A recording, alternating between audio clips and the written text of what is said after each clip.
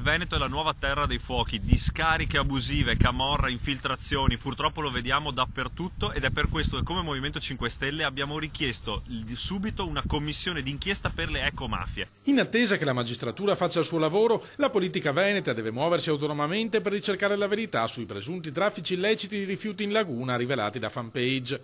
L'appello arriva dal Movimento 5 Stelle che chiede di aprire una commissione d'inchiesta. L'assenza di una progettualità chiara su Marghera, sostengono i grillini, fa in modo che proliferino le possibilità per la malavita di portare a compimento affari sporchi. Non si può andare avanti così. Oggi la politica deve ritornare a una politica sana che ha a cuore in primis la salute dei cittadini, l'ambiente e lo sviluppo per il mondo del lavoro. Altrimenti qua genereremo sempre più distruzione e non andremo da nessuna parte. È necessario un cambio di passo radicale, afferma l'ex sindaco di Mira Alvise Maniero, e a indicare la direzione sono gli stessi personaggi scoperti dall'inchiesta di fanpage. Dal video emerge una frase chiara: i camorristi e quelli che trattano i rifiuti hanno paura del Movimento 5 Stelle e dicono testualmente: sbrighiamoci a fare questo, dobbiamo farlo entro un anno perché se vince il 5 Stelle noi abbiamo chiuso. Ecco, noi i titoli non ce li diamo più da noi, ascoltate i camorristi, ascoltate di chi hanno paura e facciamoci due conti.